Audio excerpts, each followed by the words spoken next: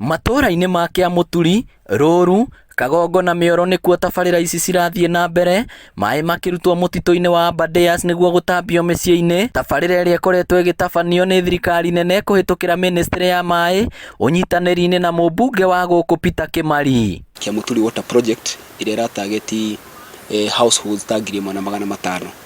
Ĩno nĩ ĩmwe ya project iria mũgwanja cigũkorwo cigĩthiĩ na mbere thĩinĩ wa rũgongo rũrũ rwa Mathioya kana rwa Njũmbĩ, na project icio cigũkorwo ciĩna costings ya kuma around 70 million kwa gũthiĩ ũguo, na o project ĩrakorwo ĩgĩakĩrwo intake kana ku expand intake tondũ nyamũ ici nĩ project existing, iheo distribution pipe na storage tanks. Wĩra wa imwe cia tabarĩra ici nĩ hĩndĩ ũrathiĩ na mbere, na ũrĩa ũngĩ mwene kandarathi aratanywo kũwambĩrĩria na warĩka mĩciĩ makĩria ma 6,000 nĩ kũnyotorwo. Project ici nĩ community owned project.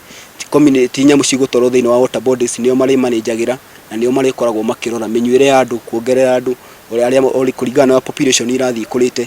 Na ũndũ ingĩenda kuga nĩ atĩ thĩinĩ wa project icio ciothe harĩ iria ciambĩtie nĩ project 3.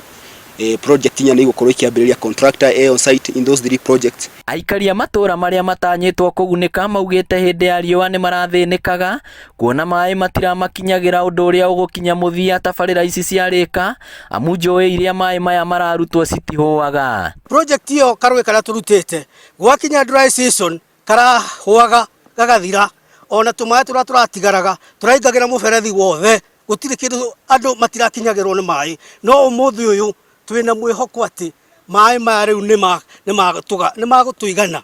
Andũ ethĩ kuma matũra maya nĩ magunĩkĩte na mawĩra marĩa marathiĩ na mbere gũkũ, kuona tabarĩra nĩ irandĩka wĩra mbeũ njĩthĩ makĩria ma 100. Minimum nĩ 50 arĩa marahota kũruta wĩra wega na arĩa metĩkĩrĩkĩte nĩ contractor ũrĩa twete wĩra ũyũ. Ũguo ithuĩ nĩ tũrauga twĩ ta yuthi nĩ tũkenete mũno tondũ tũrahota kuona kĩndũ gĩa o mũthenya thĩinĩ wa wĩra ũyũ.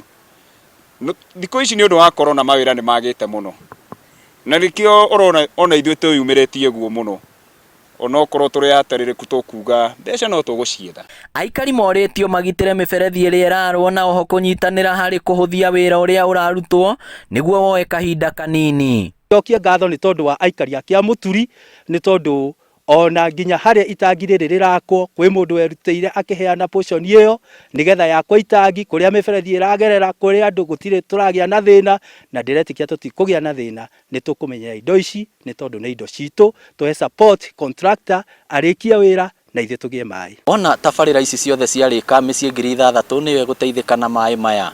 Ngĩribotera Inooro TV kuma mũtitũ-inĩ wa Aberdares Mathioya, kaunti ya Murang'a, rĩtwa rĩakwa nĩ Victor Kĩnuthia.